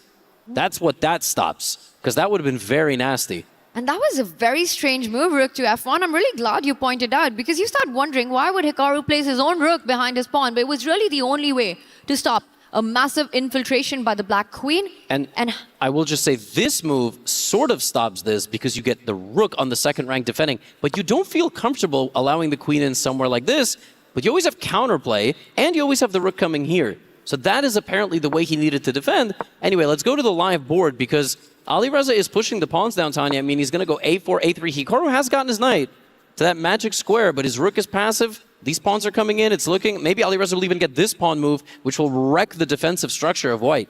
That's the plan, right? You keep pushing the A and the B pawn. Right now, the queen is hit. It also stops queen f2, so freeing up the white rook right now. Beautiful spot for that white knight. Alireza, which way is he going with his queen? Does he keep eyeballing the F2 square, or will he find another retreat? I'd be surprised to see if he offers a trade on D4 right now. No, I don't think you trade queens here. And people play chess who learn it as adults. They always have philosophies like, I never trade the queen. But he actually has gone for the queen trade. That's a major decision. And that actually shocks me. But I guess Alireza has evaluated that he's just better in the endgame. Could be. Yesterday we saw Denis Lazovic play fantastic endgame quality chess against Hikaru, but this is not the Alireza I know and love. Like, he follows the philosophy of, I'm keeping my queen on the board because it helps me checkmate. But Hikaru's, he's not happy. And he's down double the time of Firouzja here. We might be in for some shameless flagging in this one. 2-minute mark for Hikaru. And while the queens do come off, it is Hikaru's rook that goes extremely passive right now. Again, it's an open position. Pawns on both sides. Gives the long-range bishop a lot more to play for than the white knight in terms of target. But how does he keep the pressure on? He needs to find a way to get the king towards the center of the board, Alireza Firouzja.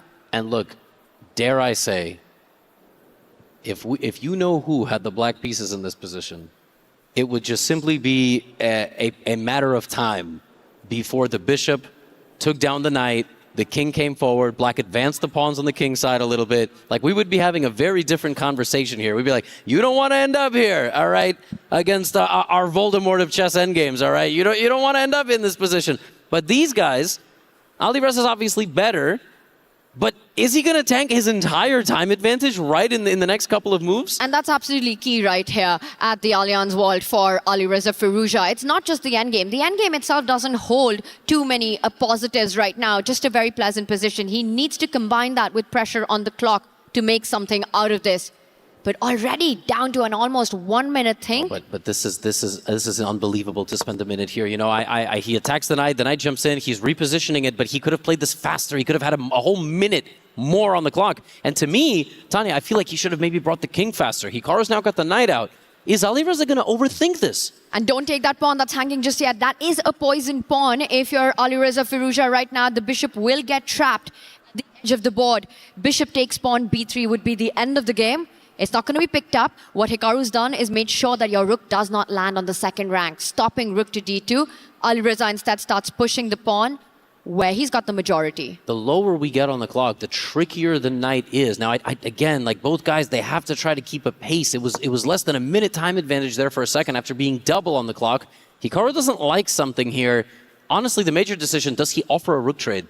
There could be a moment where he slides the rook over to the middle. Not right now, but a key moment, like he can put his knight directly in the middle, block the black rook, and then trade. And that could be a totally different type of endgame. He needs to bring that knight to the middle of the board to just make sure there's no connection between the black rook and the h-pawn, freeing up his own rook at the bottom right. Hikaru, it just feels like he's not making those decisions quick enough. And he's done it, but 30 seconds spent on that move. That was like 25% of his remaining time. This is the moment as black that you need your king at the center of the board. You need to be prepared for that rook trade so that you can infiltrate with your own king towards the pawns on that right flank. But Alireza's king is so inactive. And Hikaru ready to swap off the rooks.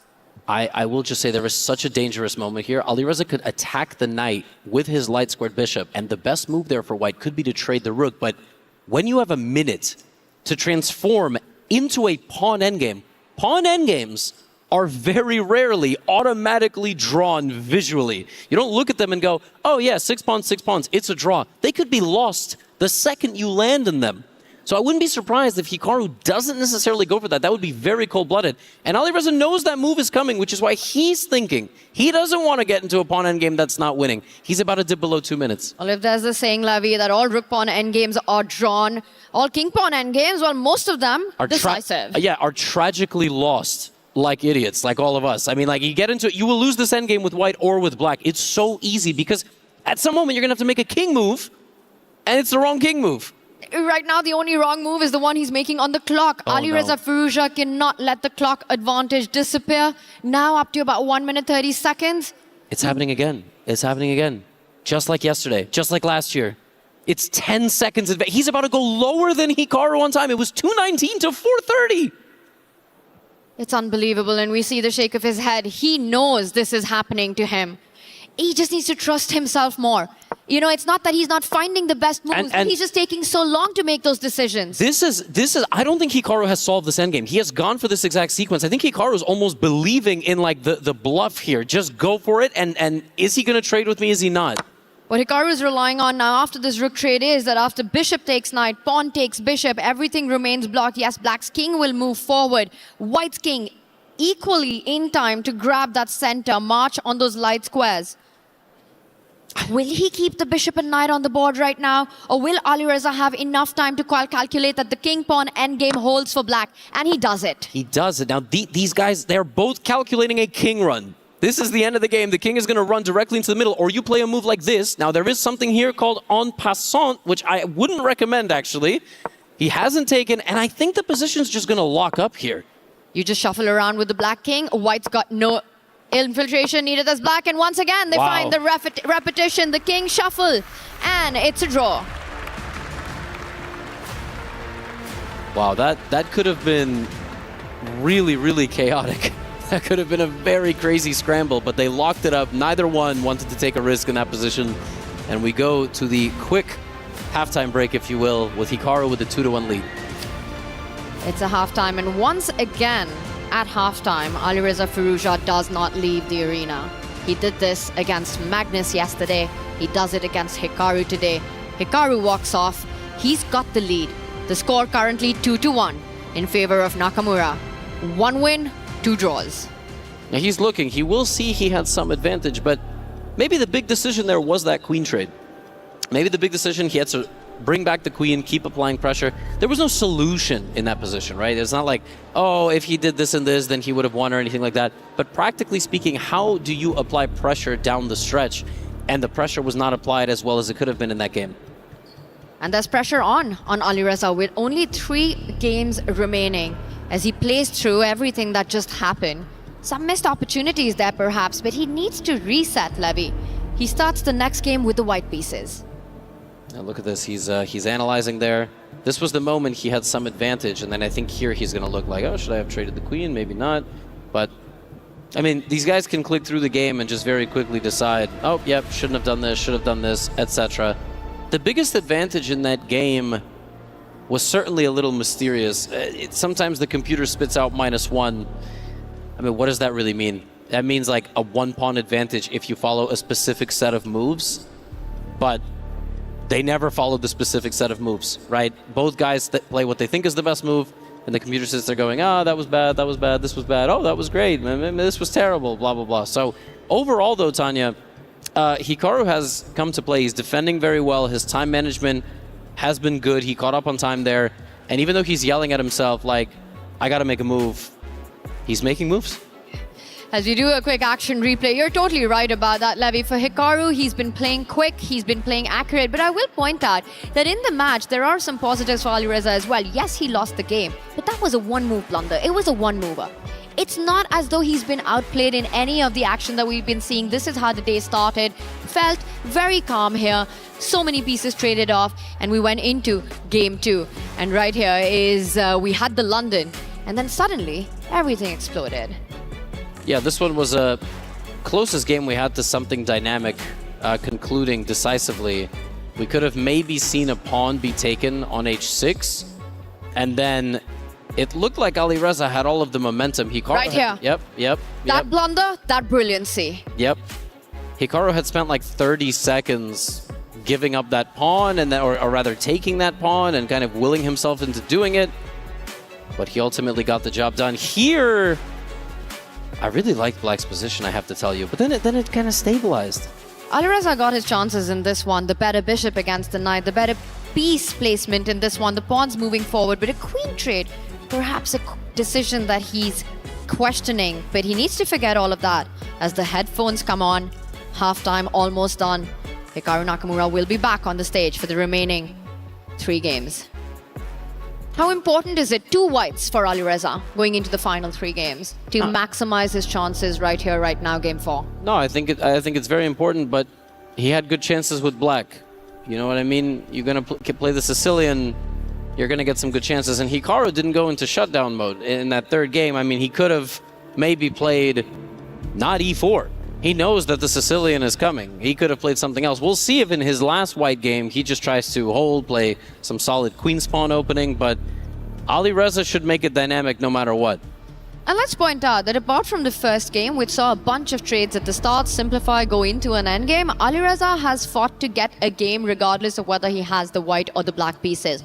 But it's Hikaru Nakamura who so far capitalized on a blunder as Alireza gets hots from the audience. All the support coming in. Lots of Falcon fans in the building. 2 Falcons going up against each other. One will finish on the podium. Shout out to everybody who is here with us and everybody watching back home. I mean, you are going to witness 4 of the world's best speed players. Like every year we have different names. This year we had, of course, we had Hans Niemann, Nodjabek Abdustarov, Nihal Sarin, we have Arjun Erigaisi. Some years we have Prague, etc., etc. But at the end it is the same 4 names.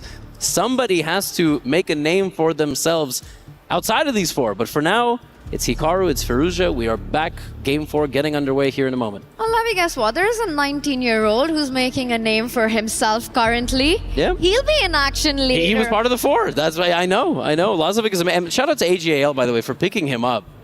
I mean, he might have played unsigned. Can you imagine? A finalist. So great for them. And they were leading this week. So yeah, Lazovic is but that's coming up next. For now, can Firouzja mount a comeback? I want to see fire in the eyes. I want, he's here. He's in France. Like, let's go. For Alireza Firouzja, this is definitely not the fight he wanted, a fight for third, but it's the fight he gets. He gets it against none other than Hikaru Nakamura, currently trailing in the match. He has to will himself to come back to respond to the situation that he is in. Let's remind everyone, Speed Chess Championship. It was Hikaru Nakamura leading that match until the very final moments. Alireza knows what it takes to make a comeback against this man. Can he pull it off on the biggest stage? Yeah, it's going to go one game at a time. He's really going to need... It feels like he might not be able to seize it just yet. It might come, like, randomly. Sometimes it just happens. You play the game, and you get a win out of nowhere, and then you pick up momentum. Game 4 is about to be underway. I think Alireza opens with... Well, he's going to go back to London. Wow. A win out of nowhere is exactly what happened in Game 2. One brilliancy is all it took for Hikaru Nakamura to take the match lead. And now we are back into London territory one more time. The same approach by Alireza, but this time the trade denied by Hikaru. Which is sort of what I expected last time. Hikaru, by the way, played this in 0.4 seconds. I do wonder if he didn't like how the previous one went. And he simply changes it this time around. Now, we're going to get things underway here. Black is going to use his C-pawn and his E-pawn. White is going to play castles, etc. It was the game that Hikaru Nakamura got his sole win in, Game 2. We saw the exact same setup, but instead of falling back with the bishop, Hikaru had decided to trade and allow Alireza a double pawn, but pawn pushes on the center of the board. But perhaps it wasn't the result, but the nature of the position that Hikaru wasn't happy with. So a switch up of strategy we see here. He brings out the knight. I think it's just evidence that you don't win games based on openings, right? He won that game because of a really gritty fight and a rook sacrifice and a blunder by white. So this time he changes it. And wow, bishop takes is a shocking move, actually. I thought that white would try to push the c-pawn faster, c2 to c4.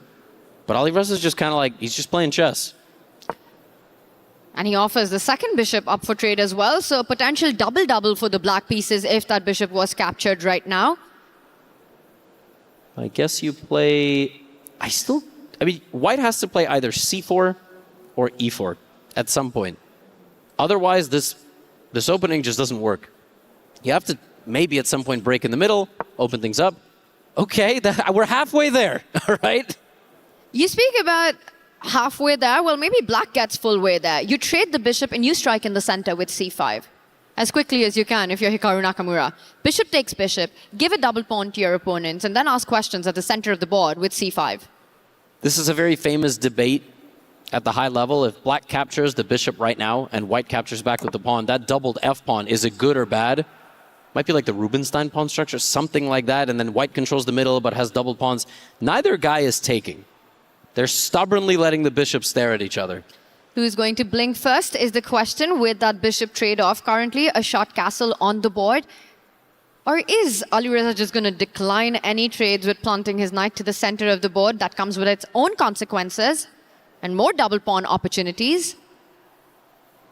Alireza is not breaking through with the pawns. He's maybe going to play a4. He's going to look for something else, maybe bring his queen out.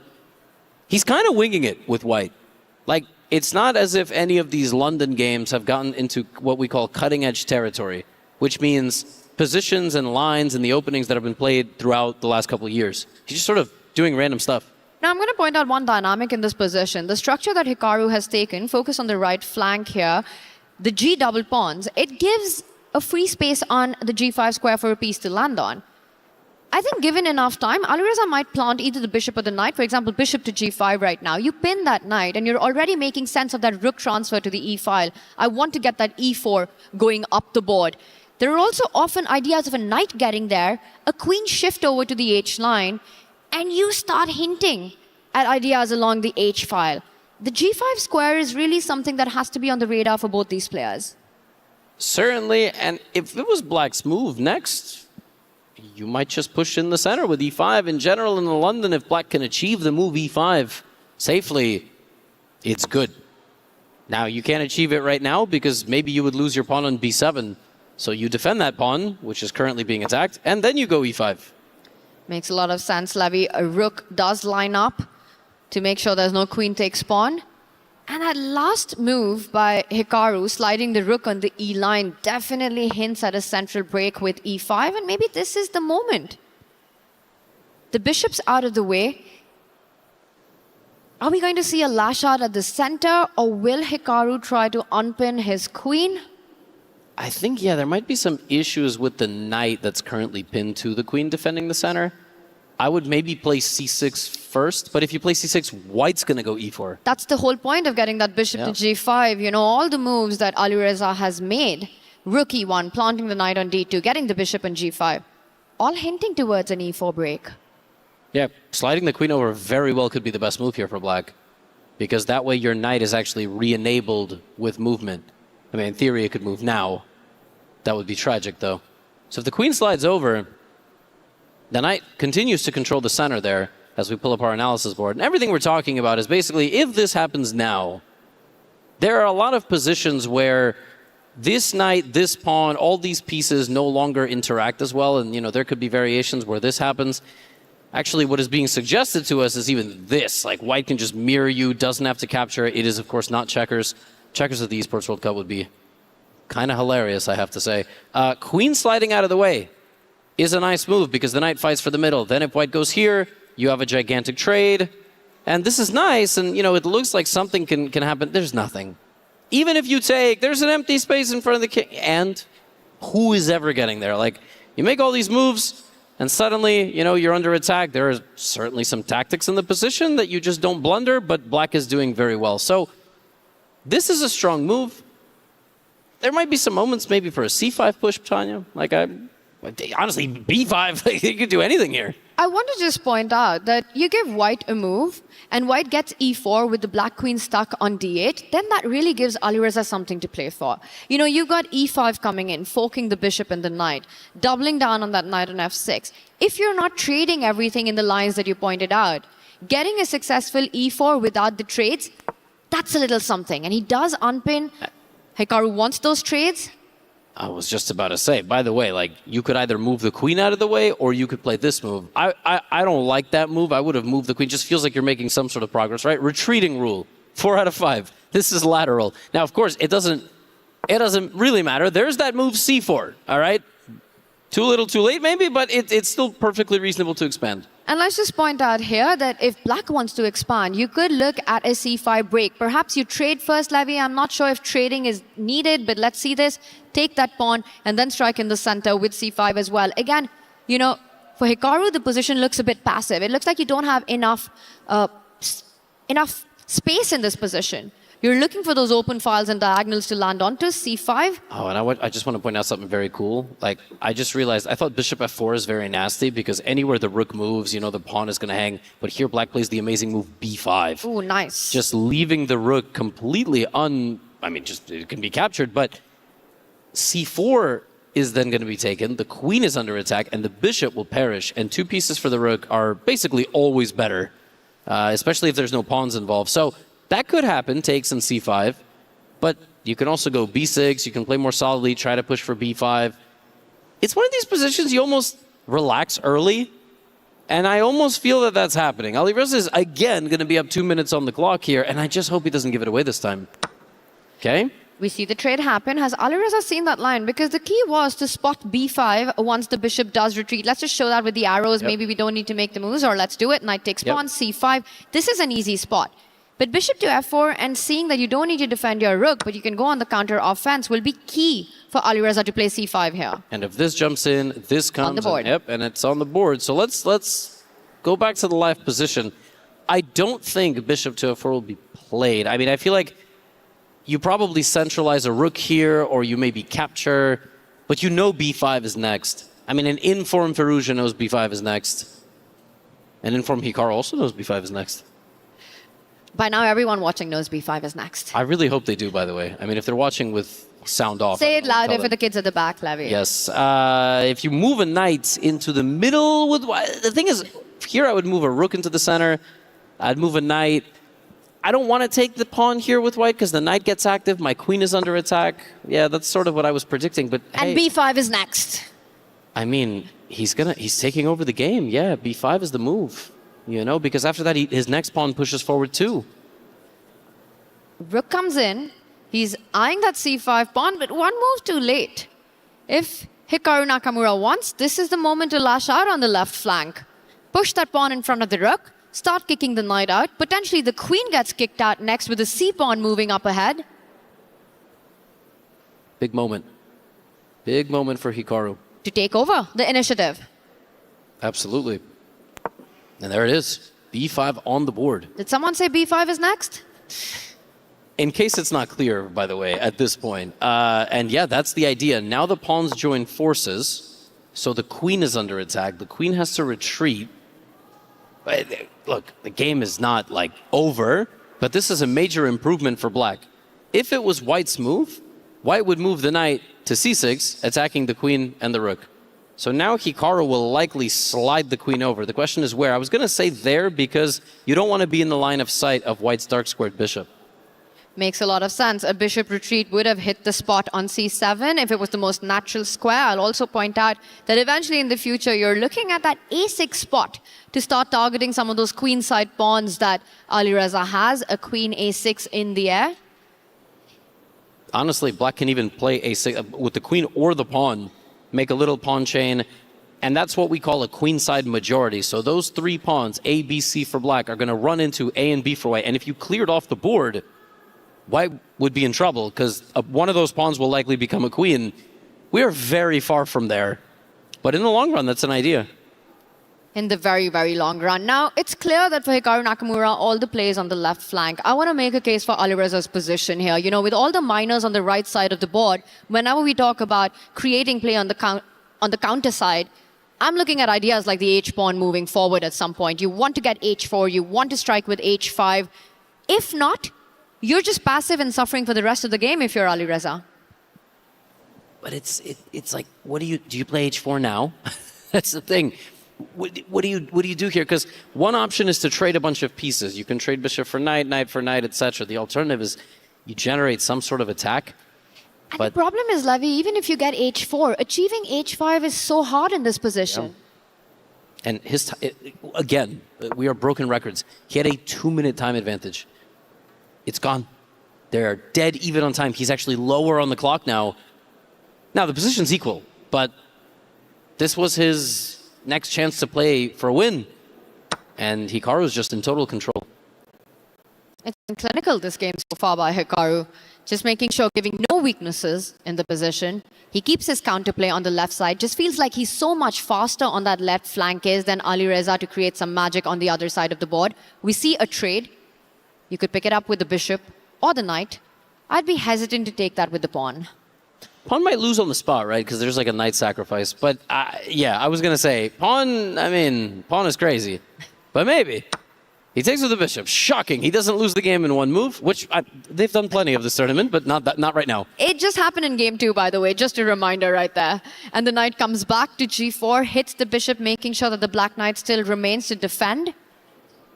Again, h4, h5 has to be on Alireza's radar right now.